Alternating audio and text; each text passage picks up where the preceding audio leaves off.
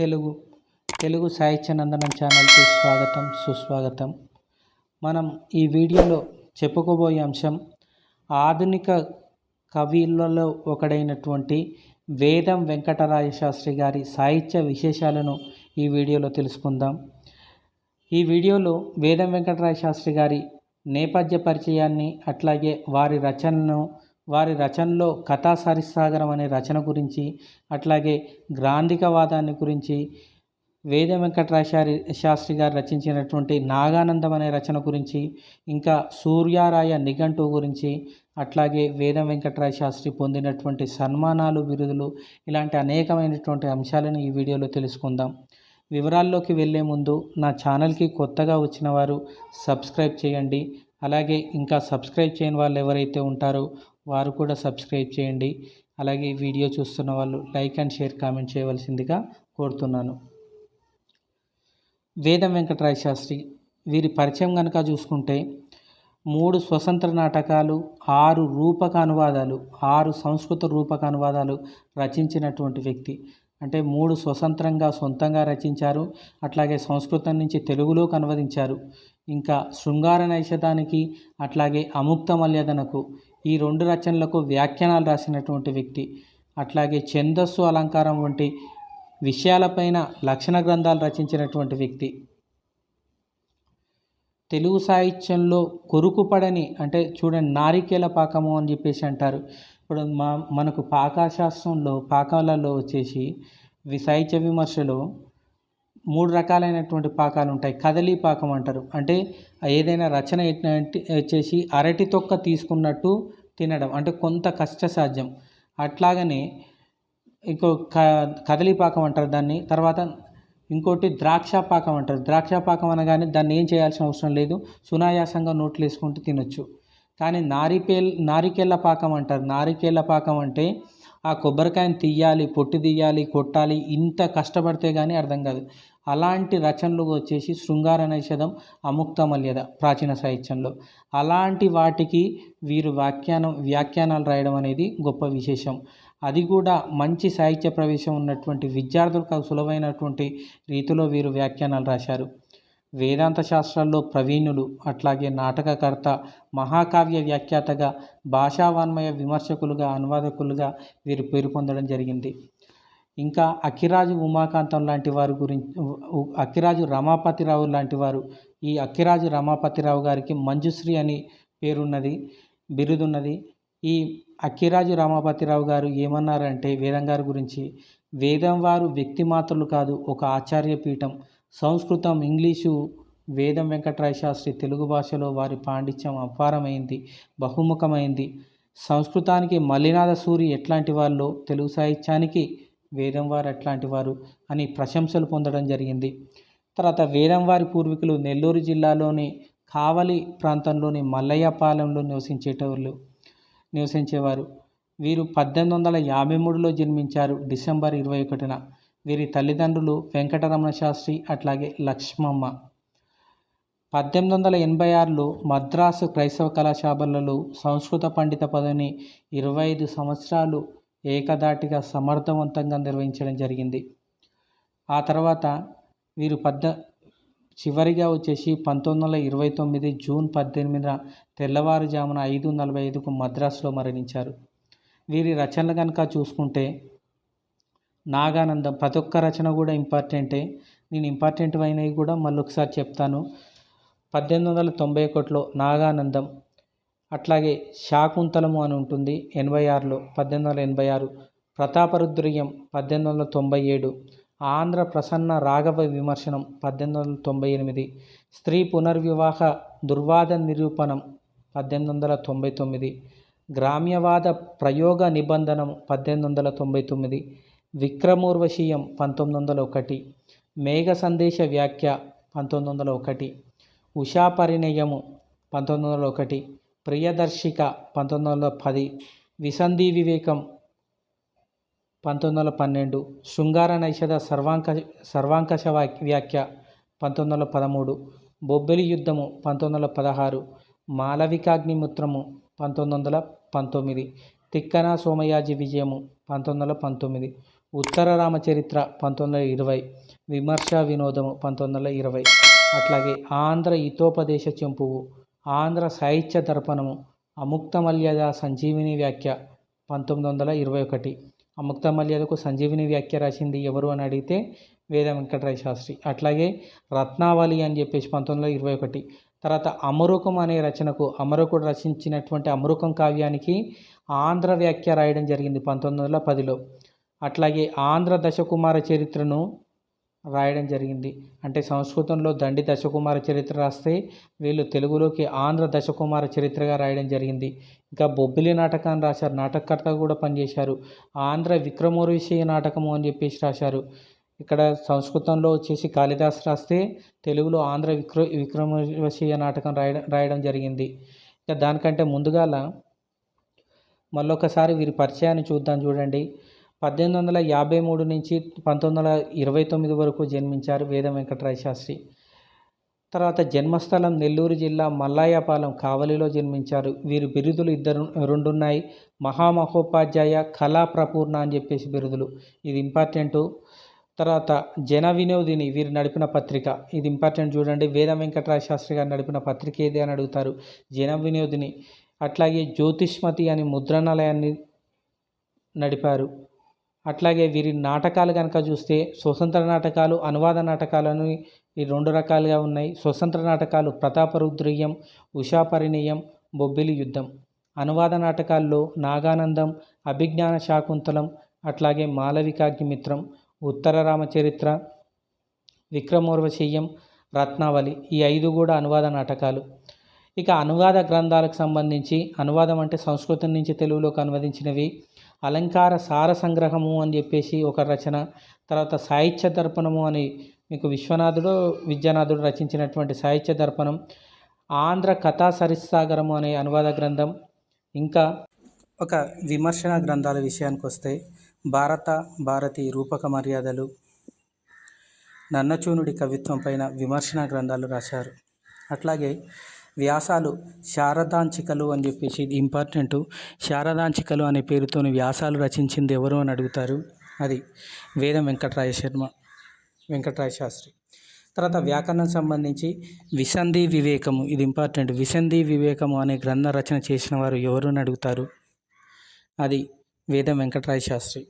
తర్వాత గ్రామ్య దేశ నిరసనము అని చెప్పేసి ఒక రచన కూడా చేశారు. ఇంకా సంస్కృతం, అట్లాగే ఇంగ్లీషు, తమిళం, కన్నడ, హిందీ భాషల్లో మంచి పండితులుగా పేరు పొందారు వీరు. నాటకకర్తగా, మహావ్యాఖ్యాతగా పేరు పొందారు. నాగానందం వీరి తొలి సంస్కృత అనువాద నాటకం.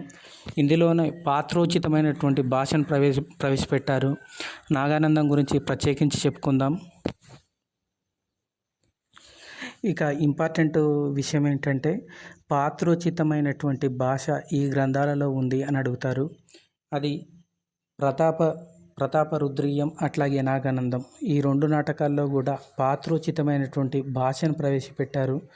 పాత్రోచితమైనటువంటి భాష అంటే ఏంటి అంటే చూడండి, పూర్వకాలంలో వచ్చేసి మా వాక్యం అనేది ఏదైనా గ్రంథం రచించినప్పుడు అందరికీ ఒకే విధమైనటువంటి భాషను ఉపయోగించేవారు. కానీ ఒక్కొక్క పాత్రకు తగ్గట్టు, అంటే ఆ నౌకర్ పాత్ర ఉంటే నౌకర్ భాషనే, అట్లాగే లేకపోతే ధనవంతుడు ఉంటే ధనవంతుడి పాత్ర అని, లేకపోతే ఇట్లా వ్యవహారికాన్ని బట్టి జాలరివాడు ఉంటారనుకో జాలరి భాషను ఉపయోగించేవాడు. ఇట్లా పాత్రోచితమైనటువంటి భాషను ఉపయోగిస్తూ తొలిసారిగా వీరు రాయడం అనేది జరిగింది. అది ముందు వీడియోలో చెప్తాను మళ్ళీ. ఆ తర్వాత 1890లో జ్యోతిష్మతి ముద్రణాలయం నెలకొల్పి ప్రాచీన గ్రంథాలను ప్రచురించారు. 1916లో సూర్యాయరాయాంధ్ర నిఘంటువుకు ప్రధాన సంపాదకత్వం వహించారు. గ్రాంధికవాదులైనప్పటికీ కూడా వచన రచనలో వచన కవిత్వంగా కాదు, వచనంలో రాసేటప్పుడు సంధి అనేది పాటించాల్సినటువంటి అవసరం లేదు అని చెప్పేసి విసంధి వివేకము అని చెప్పేసి ఒక రచన కూడా చేయడం జరిగింది. వేద వెంకటరాయ శాస్త్రి గారి రచనల గురించి ఇంకా విశ్లేషణగా తెలుసుకుందాం. గ్రాంధిక ఇంతకుముందు చెప్పుకున్నట్టు గ్రాంధికవాదులైనప్పటికీ కూడా వచన రచనలో సంధి నియమం సర్వదా పాటించాల్సినటువంటి అవసరం లేదని విసంధి వివేకాన్ని రచించారు. అట్లాగే శ్రీనాథుని శృంగార నిషేధానికి సర్వంకష వ్యాఖ్యానం రచించిన వారు ఎవరు అని అడుగుతారు, అది వేద వెంకటరాయ శాస్త్రి. అట్లాగే అముక్త మల్యతకు కూడా కావ్యానికి కూడా వ్యాఖ్య రాయడం జరిగింది. తర్వాత వేదం వారు చోడవరం స్కూల్లో వచ్చేసి ప్రధాన ఉపాధ్యాయులుగా పనిచేసేవారు. ఆ ప్రధాన ఉపాధ్యాయులుగా పనిచేసేటప్పుడు అక్కడ పేరిగాడు అని చెప్పేసి ఒక నౌకరు ఉండేవారు. ఇది చాలా ఇంపార్టెంట్, ఎందుకంటే పేరిగాడు అనే పాత్ర ఏ రచనలో ఉంది అని అడుగుతారు. పేరిగాడు పాత్ర ఇది గతంలో కూడా చాలాసార్లు అడిగారు. అయితే అతడు బడిలో పనులు చేయకుండా సెక్రటరీ ఇంట్లో పనిచేసేవాడట. శాస్త్రి గారికి కోపం వచ్చి పేరిగారిని కొట్టారట. అతన్ని దృష్టిలో పెట్టుకొని ప్రతాపరుద్రీయం అనే నాటకంలో పేరిగాడు అనే పాత్రను చిత్రీకరించినట్లు మనకు తెలుస్తుంది. అంటే పేరిగాడు అనే పాత్ర ఏ రచనలో ఉంది అంటే అది పేరిగాడు అనే పాత్ర ప్రతాపరుద్రీయం అనే రచనలో ఉంది. తర్వాత ప్రతాపరుద్రీయం వీరు రాసినటువంటి నాటకాలు ప్రతాపరుద్రీయం, ఉషా నాటకం ఇవి ప్రసిద్ధమైంది. అట్లాగే వీరి చివరి నాటకం ఏది అంటే రత్నావళి అనేది చివరి నాటకం. 1916లో సూర్యరాయాంధ్ర నిఘంటువుకు ప్రధాన సంపాదకులుగా కొంతకాలం పనిచేశారు. వీరి ఆధ్వర్యంలో సంపాదకీయంలో వెలువడడానికి మాత్రం సూర్యరాయాంధ్ర నిఘంటువు నోచుకోలేదు. తర్వాత 1819లో తెలుగు భాషాభిమాని అని చెప్పేసి ఒక నాటక సమాజాన్ని స్థాపించారు. ఆ సమాజంలో వేద వెంకటరాయ శాస్త్రి గారి నాటకాలన్నీ కూడా ప్రచురించేవారు. ఈ నాటకంలోనే 1897లో వీరు రచించినటువంటి ప్రతాపరుద్రయ్య నాటకం, అట్లాగే 1901లో రాసినటువంటి ఉషా నాటకం అనేది ప్రసిద్ధమైనవి. ఇక తెలుగు నుంచి వీరు సంస్కృతంలోకి అనువదించినటువంటి నాటకాలు చూద్దాం. వేదం వెంకటరాయ శాస్త్రి గారివి. అది నాగానందం. హర్షుడు సంస్కృతంలో రాసినటువంటి నాగానందాన్ని తెలుగులోకి 1891లో అనువదించారు. తర్వాత కాళిదాసు రచించినటువంటి శాకుంతలాన్ని అభిజ్ఞాన శాకుంతలము అని చెప్పేసి 1896లో, తర్వాత కాళిదాసు రచనని మాళవికాగ్నిమిత్రము పేరుతోని 1919లో అనువాదం చేశారు. తర్వాత భవభూతి ఉత్తర రామచరిత్రను 1920లో అనువాదం చేశారు. తర్వాత కాళిదాసు విక్రమోర్వశీయాన్ని కూడా అనువాదం చేశారు, సంస్కృత అనువాదాన్ని. తర్వాత రత్నావళి నాటకాన్ని కూడా 1921లో అనువాదం చేయడం జరిగింది. ప్రతాపరుద్రయ్యాన్ని 1897లో రచించారు. ఇది ఇయర్ గుర్తుపెట్టుకోండి. ఇది ఓరుగల్లుకు ప్రభు అయినటువంటి రెండవ ప్రతాపరుద్రుని జీవితంలో జరిగినటువంటి కొన్ని చారిత్రకమైనటువంటి సంఘటనలకు నిజమైనటువంటి సంఘటనల ఆధారంగా ఈ రచన చేయడం అనేది జరిగింది. ఇవే కాకుండా ఉషా నాటకం అని 1901లో, అట్లాగే బొబ్బిలి యుద్ధం అని 2016లో ఇవన్నీ కూడా వీరు నాటకాలు రాయడం అనేది జరిగింది. వేదం వెంకటరాయ శాస్త్రి గారి మరొక ప్రధాన రచన కథా సరిస్సాగరము అని చెప్పేసి. ఈ కథా సరిస్సాగరాన్ని సంస్కృతం నుంచి అనువదించారు. ఎవరు అనువదించారు, వారి రచనలు ఏంటనేది కూడా చూద్దాం. వేదం వెంకటరాయ శాస్త్రి ఈ కథా సరిస్సాగరం అనే రచనను 6 సంపుటాలుగా రాయడం జరిగింది. ఇది అనేకమైనటువంటి పునర్ముద్రణలు పొందింది. అయితే ఈ కథా సరిస్సాగరం అనేది ఎక్కువగా కూడా వేద వెంకటరాయ శాస్త్రి గ్రాంధికవాది కావడం చేత ఇది గ్రాంధిక భాషలో రాయబడింది. అయితే వీరు అనువాదం చేశాక, వేద వెంకటరాయ శాస్త్రి గారు అనువాదం చేశాక తెలుగులోకి తల్లావొజ్జుల శివశంకర శాస్త్రి గారు, అట్లాగే వారి కుమారులైనటువంటి కృతివాస తీర్థులు వీరిద్దరూ కూడా 6 సంపుటాల్లో ఉండేటువంటి కథను తీసుకొని నవీన సకల కళా అనువాదం చేశారు. కొంత అర్థమయ్యే రీతిలో తెలుగులోకి పూర్తి గ్రాంధిక భాష కాకుండా కొంత మార్చి రాయడం అనేది జరిగింది. రాసిన తర్వాత వీటిని అద్దెపల్లి అండ్ కోవారు ప్రచురించి జనసామాన్యానికి సులభమైనటువంటి సాధ్యమైనటువంటి రచన లభించడం అనేది జరిగింది. అట్లాగే తిరుమల తిరుపతి దేవస్థానం వారి ఆధ్వర్యంలో విద్వాన్ విశ్వం కూడా ఇటీవల అంటే గతంలో వచ్చేసి కథాసారిస్సాగరం అనే రచనను 11 సంపుటాల్లో ప్రచురించారు. అంటే చూడండి, కథాసారిస్సాగరం అనే రచనను తెలుగు అనువాదం చేసిన వారు ఎవరు అని అడిగే అవకాశం ఉంటుంది. ఇద్దరున్నారు. ఒకరు విద్వాన్ విశ్వం, రెండోది వేదం వెంకటరాయ శాస్త్రి గారు. అయితే వేదం వెంకటరాయ శాస్త్రి గారు మొట్టమొదట అనువదించారు. కథా సరిస్సాగరాన్ని తెలుగులోకి అనువదించినటువంటి మొట్టమొదటి రచయిత ఎవరు అంటే వేదం వెంకటరాయ శాస్త్రి. వీరు 1891లో అనువాదం చేయడం జరిగింది. అసలు ఏంటి ఈ కథా సరిస్సాగరం ప్రత్యేకత అంటే, ఈ కథా సరిస్సాగరం అనే రచనను సంస్కృతం నుంచి తెలుగులోకి అనువదించారు కదా, మరి సంస్కృతంలో ఎవరు రాశారు అంటే సోమదేవ భట్టు అనే రచయిత రాయడం జరిగింది. సంస్కృతంలో సోమదేవ భట్టు. అయితే ఈ రచన పైన వేదం వారు చేసినటువంటి ఈ రచన పైన గిడుగు రామ్మూర్తి పంతులు లాంటి వాళ్ళు చాలా విమర్శలు చేయడం జరిగింది భాష పైన. ఎందుకంటే ముఖ్యంగా గ్రాంధిక భాష అనుకున్నాం కదా, ఆ వ్యవహారిక భాష కాబట్టి గిడుగు రామ్మూర్తి పంతులు గ్రాంధిక భాషావాదైనటువంటి వీరిపైన అనేకమైనటువంటి విమర్శలు చేశారు. కథాసారి సాగరంలోని రచన పైన కానీ భాష పైన కానీ విధానాన్ని మెచ్చుకోకుండా నొచ్చుకోవడం జరిగింది గిడుగు రామ్మూర్తి పంతులు. ఇక సోమదేవ భట్టు అనేటైన రచించాడు అని చెప్పేసి అనుకున్నాం కదా ఈ కథాసారి సాగరాన్ని సంస్కృతంలో. ఈయన ఎవరు అంటే క్రీస్తు శకం 1063 అట్లాగే 81 ఈ ప్రాంతంలో కాశ్మీర దేశాన్ని పరిపాలించిన ఆనంద భూపతి అనే ఒక రాజు ఉన్నాడు. అతని ఆస్థానంలో సోమదేవ భట్టు అనేటాయన ఉండేవాడు. ఈ సోమదేవ భట్టు సంస్కృతంలో కథాసారి సాగరాన్ని రచించినప్పుడు 18 లంబికలు అంటే భాగాలు అధ్యాయాలుగా, అట్లాగే 124 తరంగాలుగా అంటే ఉపశీర్షికలుగా, అట్లాగే 22 శ్లోకాలతోని కథాసారి సాగరాన్ని రచించడం జరిగింది. ఇది కథల సరితలను కలిపేటువంటి సాగరంగా చెప్తారు. దీనికి మూలం ఏంటంటే దీనికి కూడా మూలం ఉన్నది. సంస్కృతంలో పైశాచిక భాషలో సంస్కృతంలో రచించినటువంటి సోమదేవ భట్టు రచించిన కథాసరి సాగరానికి మూలం ఏంటి అంటే పైశాచిక భాషలో వచ్చేసి గుణార్జుడు అని చెప్పేసి ఒక కవి ఉన్నాడు. ఆ గుణార్జుడు బృహత్ కథ అని చెప్పేసి ఒక కథను రాయడం అనేది జరిగింది. ఈ బృహత్ కథకు మూలమైనటువంటి కథ ఇది. మూలాన్ని నుంచి అనువదించడం జరిగింది. ఈ బృహత్ కథ అనగానే మీకు ఒక చిన్న కథ చెప్తాను వినండి. బృహత్తు అనగానే పెద్దది అని చెప్పేసి అర్థం. అయితే పైశాచిక భాషలో గుణార్జుడు అనేటాయన కవి ఒక రాజు వచ్చేసి ఏదైనా ఒక మంచి రచన తీసుకురమ్మని చెప్పేసి చెప్పడం జరుగుతుంది. రచన తీసుకురమ్మంటే ఈ గుణార్జుడు ఎన్నో సంవత్సరాలుగా శ్రమపడి ఒక మంచి రచన చేయడం జరిగింది. ఆ రచనను రాజు దగ్గర తీసుకెళ్తే నువ్వు ఇక్కడ పిశాచాలు రాసేటువంటి భాషలో నువ్వు ఈ రాశావు, అందుకనే పైశాచిక భాష కాబట్టి ఈ మంచి రచన అయినా కానీ ఆ రచనా శైలిని కూడా చూడకుండా అతను ఆ రచనను తిరస్కరించడం జరిగింది. దానికి నొచ్చుకున్నటువంటి గుణార్జుడు అడవిలో దాన్ని దగ్ధం చేశాడు. ఒక్కొక్క పేజీని చించుకుంటూ దగ్ధం చేయడం జరుగుతుంది. చివరిగా మిగిలినటువంటి పేజీ ఉన్నది చూడండి, అది ఒక్కటి మాత్రమే లభ్యమైందట. దానినే మిగతా సంస్కృత కవులు అనువాదంగా వచ్చేసి కథా సరిసాగరం రూపంలో రాయడం జరిగింది. దాన్ని తెలుగులోకి వేదం వెంకటరాయ శాస్త్రి లాంటి వాళ్ళు అనువదించారు.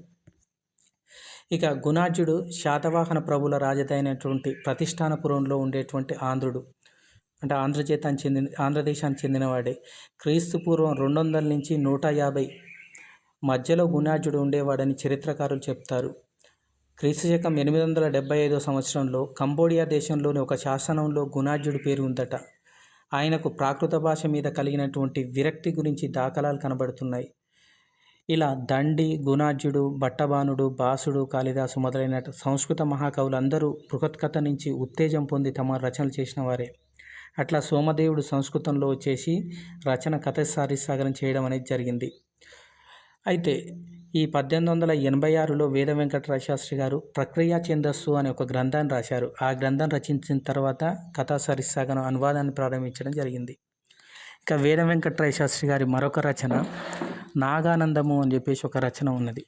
ఈ నాటకం గురించి చెప్పుకుంటే నాగానందం అనేది తెలుగుకు సంబంధించి వీరి అనువాదాల్లో సంస్కృత అనువాదంలో మొట్టమొదటి నాటకం ఇది. అంటే నాగానందం వేద వెంకటరాయ శాస్త్రి తొలి సంస్కృత అనువాద నాటకం. ఇందులోనే తొలిసారిగా పాత్రోచితమైనటువంటి భాషను ప్రవేశపెట్టాడు. చూడండి, నాగానందం అట్లాగే ప్రతాపరుద్రయం 2 నాటకాల్లో కూడా పాత్రోచితమైనటువంటి భాష ఉంది. మొట్టమొదటిసారిగా నాగానందంలో పాత్రోచితమైనటువంటి భాషను ప్రవేశపెట్టడం జరిగింది. వేద వెంకటరాయ శాస్త్రి 1895లో హర్షుడు రచించినటువంటి నాగానందాన్ని తెలుగులోకి అనువదించుకుంటూ నీచ పాత్రలైనటువంటి సంభాషణలు, నీచ పాత్రలు అంటే తక్కువ పాత్రలు, సేవా పాత్రలు కావచ్చు, ఇంకేవైనా పాత్రలు కావచ్చు, అలాంటి పాత్రల సంభాషణకు వ్యవహారిక భాషను ఉపయోగించడం జరిగింది. ఈయనకు గ్రాంధికవాది అయినా కానీ నీచ పాత్రలకు వ్యవహారిక భాషను ఉపయోగించారు. అయితే ఈ ప్రయోగం మాత్రం సంస్కృత అనువాదంలో చేసినటువంటి ఈ ప్రయోగం నాటకాల్లో నీచ పాత్రలకు ప్రాకృతాన్ని ఉపయోగించడం లాంటిది అని సమర్థించుకున్నారు. మీరు సంస్కృతంలో చూస్తే సంస్కృత రచనలో ఉండదు. ఎప్పుడైతే సేవ పాత్రలు కావచ్చు, నీచ పాత్రలు కావచ్చు, వాటికి మాత్రం వాళ్ళు ప్రాకృత భాషను ఉపయోగించి మంచి రాజ పాత్రలకు, గొప్ప గొప్ప పాత్రలకు మాత్రం సంస్కృతాన్ని ఉపయోగించేవారు. అలాంటిదే ఇది కూడా అని చెప్పేసి తెలుగులో అలాంటిదే అని చెప్పేసి నాగానందం రచించినటువంటి వేద వెంకటరాయ శాస్త్రి గారు సమర్థించుకున్నారు. కానీ ఈ ప్రయోగాన్ని చాలామంది ఆనాటి సాంప్రదాయవాదులు మాత్రం, సాహితీకారులు మాత్రం ఇది భాషా పతనం లాంటిది, సాహితీ విలువలను దిగజారుడు లాంటిది అని చెప్పేసి విమర్శించడం జరిగింది. ఇందువల్ల సాహిత్యానికి జరిగినటువంటి నష్టాన్ని చర్చించడానికి అని చెప్పేసి ఆనాటి పండితులంతా కూడా ఒక సభను ఏర్పాటు చేశారు 1898లో. ఒకవైపు ఇట్లా విమర్శించే వాళ్ళు విమర్శిస్తున్నారు, కానీ ఈ పద్ధతి ఏదో బాగుంది అని చెప్పేసి శాస్త్రి గారిని పంతాను అనేక మంది సృజనాత్మక సాహితీకారులు అనుసరించడం అనేది మొదలుపెట్టడం జరిగింది. ఇక ఆ తర్వాత వేద వెంకటరాయ శాస్త్రి గ్రాంధికవాది అనుకున్నాం కదా. వీరి గ్రాంధికవాదం ఎలా ఉంది, వారి రచనలు ఏంటివని చూద్దాం. వేద వెంకటరాయ శాస్త్రి సంఘ సంస్కరణ వ్యతిరేకత, గ్రాంధిక పక్షపాతం అనేది మొదలైనవి వారి అభివృద్ధి అవరోధక మార్గంలో నిలిపిన వారి ప్రతాపరుద్నీయం, అట్లాగే బొబ్బిలి నాటకాల్లో ప్రతిభ, సృజనాత్మక శక్తికి నిదర్శనంగా చెప్పుకోవచ్చు. మరొక గ్రాంధిక భాషావాది అయినటువంటి కొక్కొండ వెంకటరత్నంతో వీరికి ఎప్పుడూ కూడా హోరాహోరి పోరు సలిపారు.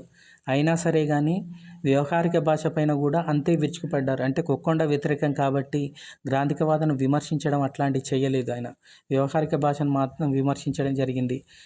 అట్లాగే గిడుగు రామ్మూర్తి పంతులు వ్యవహారిక భాషా ఉద్యమాన్ని ప్రోత్సహిస్తూ 1899లో ఆంధ్ర భాషాభిమాన నాటక సమాజాన్ని స్థాపించారు. ఇంపార్టెంట్ గుర్తుపెట్టుకోండి, ఆంధ్ర భాషాభిమాన నాటక సమాజాన్ని ఎవరు స్థాపించారు అని అడుగుతారు. గిడుగు రామ్మూర్తి పంతులు గారు. ఇక ఆ తర్వాత వేద వెంకటరాయ శాస్త్రి గారి సన్మానాలేంటి, బిరుదులేంటి అని చూద్దాం. 1920లో ఆంధ్ర మహాసభతిని మహామహోపాధ్యాయ అనే బిరుదును పొందారు. అట్లాగే 1922లో ద్వారకాపీఠ శంకర్ భగవత్పాదుల చేత సర్వతంత్ర స్వతంత్ర అనే బిరుదును పొందారు. ఇంకా మహామహోపాధ్యాయ అనే బిరుదును పొందారు. తర్వాత విద్యాదాన వ్రత మహోదధి అని చెప్పేసి సత్కారాలను కూడా పొందడం జరిగింది. అట్లాగే 1927లో ఆంధ్ర విశ్వ కళా పరిషత్ వారి చేతన కళా ప్రపూర్ణ అనే గౌరవంతో సన్మానింపబడ్డారు. 1958లో కుమార సంభవం రచించినటువంటి నన్నచోడుని కవిత్వం పైన వీరు ఒక విమర్శా గ్రంథాన్ని రచించారు. అదే నన్నచోనుడి కవిత్వము అని చెప్పేసి. నన్నచోనుడి పైన విమర్శా గ్రంథాన్ని రచించిన వారు ఎవరు అని అడుగుతారు, వేద వెంకటరాయ శాస్త్రి. ఈ రచనకు గాను వచ్చేసి ఆంధ్రప్రదేశ్ సాహిత్య అకాడమీ అవార్డు లభించడం జరిగింది. ఇక వేద వెంకటరాయ శాస్త్రి ఇతర విశేషాలను కనుక చూస్తే వీరిపైన ఇతరుల అభిప్రాయాలను కూడా చూద్దాం. వేద వెంకటరాయ శాస్త్రి గారి మనవడి పేరు కూడా వేద వెంకటరాయ శాస్త్రి గారే. ఈయన కూడా తాతగారి లాగానే నాటక రచయిత. వీరు వ్యామోహం వంటి మొదలైన నాటకాలను రచించారు జూనియర్ వేద వెంకటరాయ శాస్త్రి గారు. తాతగారి జీవిత చరిత్రను వేద వెంకటరాయ శాస్త్రి జీవిత సంగ్రహము పేరుతో రచించారు. చూడండి, వేద వెంకటరాయ శాస్త్రి జీవిత సంగ్రహం రచన చేసింది ఎవరు అని అడిగితే ఇక్కడ జూనియర్ వేద వెంకటరాయ శాస్త్రి గారు. అట్లాగే తెలుగువారెవరు అని చెప్పేసి పరిశోధనా గ్రంథాన్ని కూడా జూనియర్ వేద వెంకటరాయ శాస్త్రి రచించారు. ఈయన అన్నదమ్ముళ్ళు వేద వెంకటరాయ శాస్త్రి అండ్ బ్రదర్స్ అనే ప్రచురణ సంస్థను ప్రారంభించి అనేకమైనటువంటి తెలుగు పుస్తకాలను కూడా ప్రచురించారు. అట్లాగే 1890లో ఒక సొంత ప్రెస్ పెట్టుకొని ప్రచురణ సంస్థను, ఇప్పుడు చెప్పుకున్నాను కదా, ఆ ప్రచురణ సంస్థను ప్రారంభించారు. ఇంకా కాంపోజిట్ కమిటీ అని చెప్పేసి ఒక కమిటీ ఉన్నది. ఆ కమిటీలో కొమర్రాజు లక్ష్మణరావు గారితో కలిసి గురజాడ వారిని మైనార్టీ సభ్యునిగా చేయడం జరిగింది. ఇంకా వేద వెంకటరాయ శాస్త్రి గారు నడిపిన పత్రిక పేరు అని అడుగుతారు, జన వినోదిని అనే పత్రిక. తర్వాత 1890లో జ్యోతిష్మతి అనే ముద్రణాలయాన్ని ప్రారంభించడమే కాదు, ఆ ముద్రణాలయం తరపున ప్రాచీన గ్రంథాలను పరిష్కరించి మరీ ప్రచురించడం జరిగింది. ఇక ఇతర విశేషాలు కనుక చూసుకుంటే, ఇంతకుముందు కథా సరిసాగరం అని చెప్పేసి గ్రంథం ఉన్నది కదా, ఆ గ్రంథం కోసం అని చెప్పేసి వేద వెంకటరాయ శాస్త్రి గారికి వెంకటగిరి రాజా ధన సహాయం చేసినట్లు, ఆ ధన సహాయం వల్లే 6 సంపుటాలు వెలుగు చూశాయి అని చెప్పేసి చెప్పుకోవచ్చు. వేద వెంకటరాయ శాస్త్రి నిజానికి గ్రాంధికవాది, భాషావాది అయినా కానీ సాహిత్య ప్రక్రియలో మాత్రం వ్యవహారిక భాషాన్ని ప్రయోగించడం అనేది చేయడం జరిగింది. అట్లాగే ఆ ప్రయోగాన్ని కూడా విమర్శించారు కూడా. ఇక ఒక చివరిగా వచ్చేసి ఒకసారి మళ్ళీ చూద్దాం. మద్రాసు క్రైస్తవశాలలో 24 సంవత్సరాల పాటు వచ్చేసి వేదంగి వెంకటరాయ శాస్త్రి పండిత పదవిని నిర్వహించారు. దేశ క్షేమానికి భాష క్షేమం పునాది అన్నది ఎవరు అని అడుగుతారు. దేశ క్షేమానికి భాష క్షేమం పునాది అన్నది ఎవరు అంటే వేదం వెంకటరాయ శాస్త్రి. ఆంధ్ర మహాసభ మహా ఉపాధ్యాయ అనే బిరుదిచ్చింది. కామకోటి పీఠాధిపతులు సర్వతంత్ర స్వతంత్ర అనే బిరుదును, అట్లాగే మహోపాధ్యాయ అనే బిరుదును, ఆంధ్ర కళా పరిషత్ వాళ్ళు, ఆంధ్ర విశ్వ కళా పరిషత్ వాళ్ళు ఆ కళా ప్రపూర్ణ అనే బిరుదును, వర్తమాన సమాజం వాళ్ళు అభినవ మల్లినాథ సూరి అని, ఇంపార్టెంట్ చూడండి, అభినవ మల్లినాథ సూరి అనే బిరుదు ఎవరికి ఉంది అని అడుగుతారు. అది వేదం వెంకటరాయ శాస్త్రి గారికి. తర్వాత శారదా కాంచిక అని చెప్పేసి వీరి గ్రంథం అనేది విమర్శా గ్రంథం. అట్లాగనే ఈ శారదా కాంచిక అనే గ్రంథమాలను స్థాపించి కింకిణీలు అని చెప్పేసి ఒక రచన చేయడం అనేది జరిగింది. శాస్త్రి గారి కింకిణీలు ఏంటి అంటే విక్రమార్క చరిత్ర ముద్రణ విమర్శనము అని చెప్పేసి, విక్రమార్క చరిత్రను ముద్రించినప్పుడు దానికి విమర్శనం అని 1898లో, ఆంధ్ర ప్రసన్న రాఘవ విమర్శనము అని చెప్పేసి, ఇది ఇంపార్టెంటు. ఆంధ్ర ప్రసన్న రాఘవ విమర్శనం ఎవరు రాశారు అంటే వేదం వెంకటరాయ శాస్త్రి. తర్వాత శ్రీకాళహస్తి మహత్యము అని చెప్పేసి, ఇవన్నీ కూడా విమర్శలే. తర్వాత గ్రామ్య భాష ప్రయోగ నిబంధనము అని చెప్పేసి, గ్రామ్య భాష ప్రయోగ నిబంధనము, ఇది కూడా ఇంపార్టెంట్ రచన, దీన్ని కూడా వీరే రాశారు. తర్వాత మోచ కుసుమ మోద విచారము అని చెప్పేసి, మోచ కుసుమ మోద విచారము అని. తర్వాత ఆంధ్ర వ్యాకరణ సర్వస్వము అని చెప్పేసి, ఆంధ్ర వ్యాకరణ సర్వస్వము అని చెప్పేసి 1928లో రచించడం జరిగింది. చివరిది తప్ప మిగతా అన్నీ కూడా విమర్శలే. తర్వాత ఉపన్యాసాలు వీరు చెప్పినటువంటి ఉపన్యాసాలు పుస్తకాల రూపంలో వెలువడ్డాయి. ఆ ఉపన్యాసాలు ఏంటి అని చూసుకుంటే తిక్కన సోమయాజి విజయము అని 1920లో, విమర్శ వినోదము అని చర్చ 1920లో, ఆంధ్ర గ్రంథ విమర్శ ప్రకార విలేశము అని చెప్పేసి 1940లో, భారత రూపక మర్యాదలు అని, ఉత్తర భారత రామచరిత్ర పైన సంస్కృత అనువాదాని పైన విమర్శ చేస్తూ ఒక గ్రంథాన్ని. తర్వాత ఆంధ్ర ముద్రా రాక్షస విమర్శనం, ఇది ఇంపార్టెంటు, ఆంధ్ర ముద్రా రాక్షస విమర్శనము అని. తర్వాత మేఘ సందేశానికి మల్లునాథుని వ్యాఖ్యకు అనుసరణ అని చెప్పేసి ఒక వ్యాసాన్ని రాయడం జరిగింది, ఉపన్యాసాన్ని. తర్వాత వీరు రచించినటువంటి వ్యాఖ్యానాలు ఏవి అని అడుగుతారు, ఇంపార్టెంట్ ఇవన్నీ కూడా. శృంగార నిషేధం, అర్షుని శృంగార నిషేధానికి సర్వంకష అని చెప్పేసి 1913లో, అట్లాగే రాయలవారి అముక్త మర్యాదకు సంజీవిని అని చెప్పేసి 1927లో. తర్వాత సారంగధర రచనకు లఘుటీక అని రాయడం జరిగింది. విజయ విలాసం అనే రచనకు కూడా వ్యాఖ్యానం రాశారు. హరిశ్చంద్ర ద్విపద నాటకానికి వ్యాఖ్యానం రచించారు. సారంగధరకు కూడా వ్యాఖ్యానం రాయడం జరిగింది. ఇది వేదం వెంకటరాయ శాస్త్రి గారి రచనా విశేషాలు. మరొక మంచి వీడియోతోని మళ్ళీ కలుద్దాం. చూస్తూనే ఉండండి. నచ్చిన వాళ్ళు video like and share comment చేయవలసిందిగా కోరుతున్నాను. ఇంకా కొంత వివరాలు ఉన్నట్టుంది చూడండి, మరొకసారి కొన్ని వివరాలు చెప్తాను. మల్లినాథ సూరి వారి వేదం వెంకటరాయ శాస్త్రి గారు శృంగార నైషధానికి సర్వంకష అని చెప్పేసి అముక్త మర్యాదకు వ్యాఖ్యానం రాశాడు. ఇంకా ఇవన్నీ కూడా వచ్చినవే, కొత్తగా అవసరం లేదు. సరే, ఇది వీడియో నచ్చిందని అనుకుంటున్నాను. మీ అభిప్రాయాన్ని కామెంట్ బాక్స్లో చెప్పండి. లైక్ అండ్ షేర్ కామెంట్ చేయవలసిందిగా కోరుతున్నాను. ధన్యవాదాలు. స్వస్తి.